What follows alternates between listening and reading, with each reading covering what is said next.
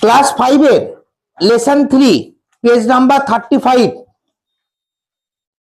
ফুলমনিস India আমরা অল্প অল্প করে অনেকটা পড়েছি। প্রথম যেই ইউনিট 1 আছে সেটা আমরা দুবারে পড়েছি, আবার তারপরেরটা যেটা ইউনিট 2 আছে সেইটা আমরা একটা অংশ পড়েছি, আজকে শেষ করব। খুব ইন্টারেস্টিং, খুব ভালো লাগবে। তারপরেরটা দেখো, বলছে dance and music have always been integral, উচ্চারণটা দেখবো INTEG টেক RAL রাল integral to the Indian culture. সবসময় নাচ এবং মিউজিক আমাদের ভারতীয় সংস্কৃতিতে, কালচার মানে কি সংস্কৃতি, আমাদের নাচ এবং গান সবসময় আমাদের ভারতীয় সংস্কৃতিতে পূর্ণতা পেয়েছে। ঠিক আছে, ইন্টেগ্রাল মানে পরিপূর্ণ। এর একটা আরো কঠিন বেঙ্গলি মিনিং আছে, আমরা দরকার নেই, আমরা সহজটা শিখবো।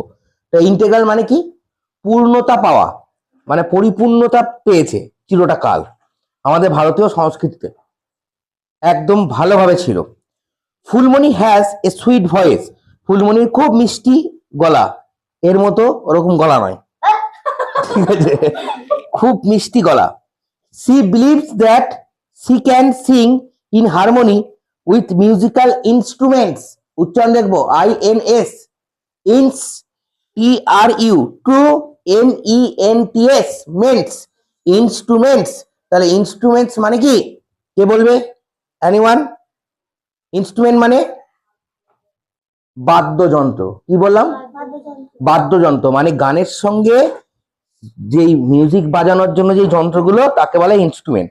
তাহলে ফুলমণি এটা মানে, এটা ওর বিশ্বাস যে সি ক্যান সিং, সে গান গাইতে পারে, গান গাইতে পারে ইন হারমোনি, হারমোনি মানে কি তালে তালে, ছন্দের তালে তালে, কার সাথে? উইথ যে কোনো মিউজিক্যাল ইনস্ট্রুমেন্ট মানে বাদ্যযন্ত্র। কি কি? যেমন তোমার সিতার, তোমরা সিতার দেখেছো, গিটারের থেকে বড় হয়, দেখেছিস?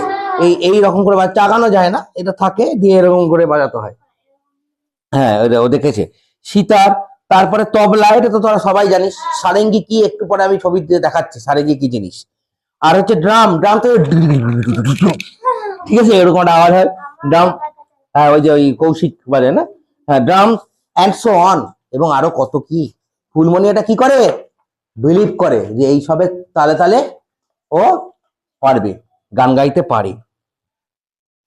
Phulmoni came to know, Phulmoni এটা জানতে পেরেছিল দ্যাট যে দ্য ইন্ডিয়ান কিংস, আমাদের ভারতীয় রাজারা, অ্যান্ড রুলার্স শাসকেরা, প্যাট্রনিস্ট PATRONISED, ডাক দাও PAT, প্যাট্রো PATRO ট্রো, প্যাট্রো NISED প্যাট্রনিস্ট।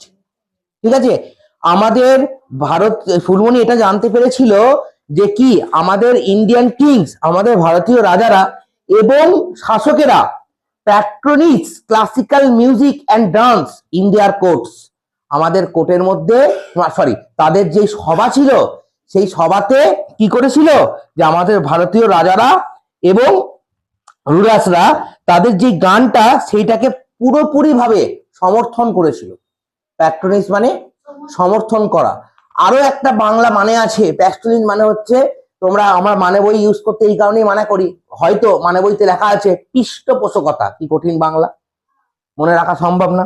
তাহলে আমরা সমর্থনটা মানি, সমর্থন মানে হচ্ছে সবসময় রাখতো, যারাই গান গাইতে আসতো তাকে সাপোর্ট করতো, গান গাও উৎসাহিত করতো তাদেরকে, এটা মানে হচ্ছে সমর্থন। তাই বলছে রাজারা বা শাসকেরা যাই হতো, এই গানটা নাচটা যারাই আসতো তাদেরকে ভালোভাবে সমর্থন করতো, তাদেরকে এনকারেজ করতো, আরো বেশি করে উৎসাহিত করতো যে এই শিল্পটাকে বাড়ানোর জন্য।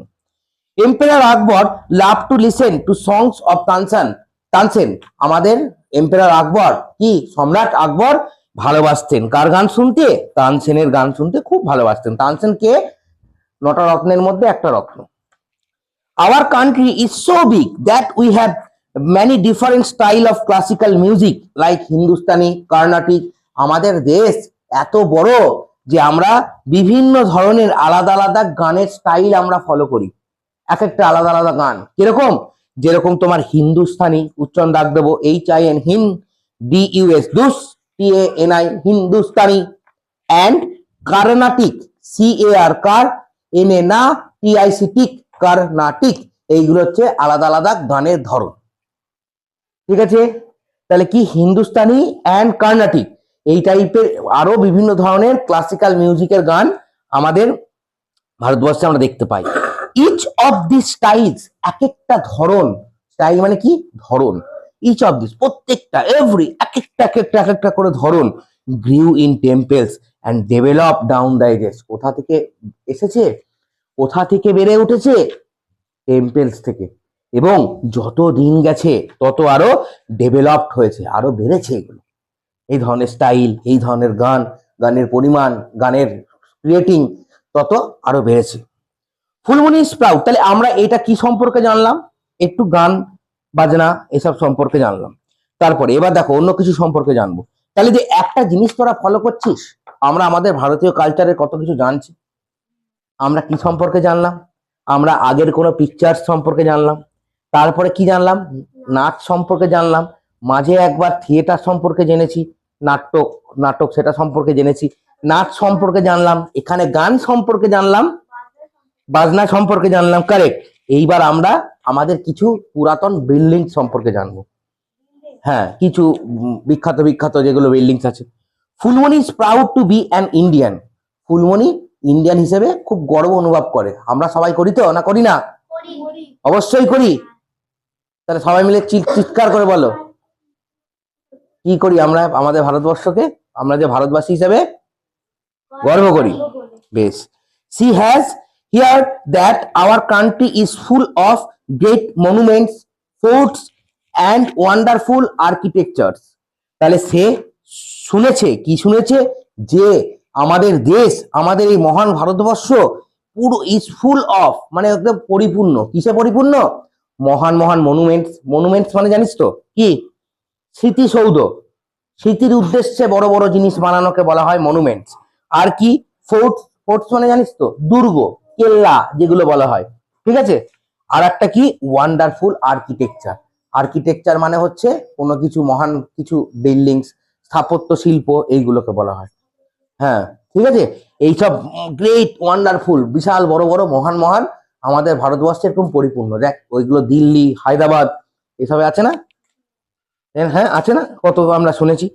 ঠিক আছে, এই ডাক দিচ্ছিস তো, এই উচ্চারণটা মার্ক কর। আর্কিটেকচার, ARCHI, আর কি, ARRCHI কি, আর কি, TEC টেক, TURES আর কি, টেকচার্স হবে। ডাক দিলি, পরের দিন যেন উচ্চারণ ভালো হয়। She has seen the picture of the Taj Mahal. সে কিসের ছবি দেখেছে, তাজমহলের ছবি দেখেছে। and it is one of the 7 wonders of the world। এটা আমরা ছোটবেলা থেকে পড়ে আসছি, তাই তো? তাজমহল কি আমাদের বিশ্বের সপ্তম আশ্চর্যের মধ্যে একটি। ঠিক আছে, 7 ওয়ান্ডার, 7টা আশ্চর্যের মধ্যে একটি। The fort at Agra and the Red Fort in Delhi are also worth seeing। নাকি আগ্রার দুর্গ এবং দিল্লির লাল কেল্লা, আগ্রাতে যেই দুর্গ আছে, কেল্লা আছে, এবং দিল্লির লাল কেল্লা কি, আর অলসো ওর্থ সিং, খুব ওর্থ মানে খুব মূল্যবান দৃশ্য। ঠিক আছে, দারুণ লাগবে দেখতে। যদিও আমি কোনোদিন দেখিনি, তোদের মধ্যে কেউ আছে নাকি, দেখেছিস? গেছিস দিল্লি কেউ? যাসনি? তোর বাবা এত জায়গা ঘুরেছে, দিল্লি এখনো ঘরে নাই? কিন্তু কি রে, দিল্লি গেছিল অথচ দেখে নাই, কেমন কথাবার্তা। কেন বাবা দেখায় নাই? কি করতে দিল্লি গেছে? এই তো দেখাতে হবে তো, তবে তো না বাচ্চাদের ভালো লাগবে। যাই হোক, এটার ব্যাপারে পরে আসছি। বাবাকে বলবি এরপরে যদি কখনো যায়, একা নেবা না, আমাকেও নেবা, মানে আমি না তুই, এটা বলবি বাবাকে। দ্য হিউজ গেটওয়ে অফ বুলন্দ দরওয়াজা, বিশাল বিশাল একটা গেটওয়ে, বিশাল একটা পথ, মানে হচ্ছে গেটওয়ে। ঠিক আছে, এবং সেটাকে কি বলা হয়, বুলন্দ দরওয়াজাও বলা হয়। বিল বাই এম্পায়ার আকবর, যেটা কে বানিয়েছিলেন, এম্পায়ার আকবর। কোথায়, এট ফাতেপুর সিক্রি, উচ্চারণ রাখ দেবো, এটা জায়গার নাম, ফাতেপুর সিক্রি, FATE, ফাতে PUR, ফাতেপুর সিক্রি, SIKRI, ফতেপুর সিকরি, তাহলে বুলন্দ দরওয়াজাটা কোথায়? ফতেপুর সিকরিতে। ফতেপুর, FATE, ফাতে, ফাতে, PUR, পুর, ফতেপুর সিকরি, SIKRI, লিখেছো? ফতেপুর সিকরি, বেশ। এটা কোথায়? এটা ফতেপুর সিকরিতে। এইটা is also among the monuments that Phulmoni wishes to see. এইটাও একটা স্মৃতিসৌধ যেটা কিনা ফুলমণি দেখতে চায়, ঠিক আছে? এটা ইজ অলসো অ্যামং দ্য, এটাও সরি মানে এটা is also among the monuments, মানে এটাও ওই স্মৃতিসৌধের মধ্যে একটি, যেটা ফুলমণি উইশেস টু সি, যেটাও ও দেখতে চায়, ঠিক আছে? সি হোপস, সে আশা করে, দ্যাট সামডে, কোনো একদিন, she will be able to travel all over the India. কোনো একদিন, এটা আমাদের সবারই ইচ্ছা যে আমরা বড় হয়ে কি করব, গোটা ইন্ডিয়াটা ঘুরে দেখবো, এটা আমাদের সবারই ইচ্ছা। তাই ফুলমণিও এটা আশা করে যে সে কোনো না কোনো একদিন সমগ্র ইন্ডিয়াটা ঘুরে দেখবে, and all over the India and see all the fascinating monuments, এবং এই সমস্ত ফ্যাসিনেটিং, রোমাঞ্চকর, ইন্টারেস্টিং, সুন্দর বলতে পারো, মুগ্ধকর বলতে পারো, এই ধরনের মনুমেন্টস গুলো ওয়ান বাই ওয়ান করে সে একে একে দেখবে। ফ্যাসিনেটিং, FAS, ফ্যাস, CICNANATING, ফ্যাসিনেটিং হবে। তাহলে তো কেমন লাগলো? হ্যাঁ, খুব ভালো লাগলো, তাই না? একটা গল্পের মধ্যে সবকিছু। তাহলে আমরা এটা শেষ করলাম, লেসন 3টা শেষ করলাম, উচ্চারণ ভালো করে বলে দিলাম। তোমরা অতি অবশ্যই ভিডিও বারবার বারবার বারবার পড়বে এবং ভালো করে দেখবে, কেমন?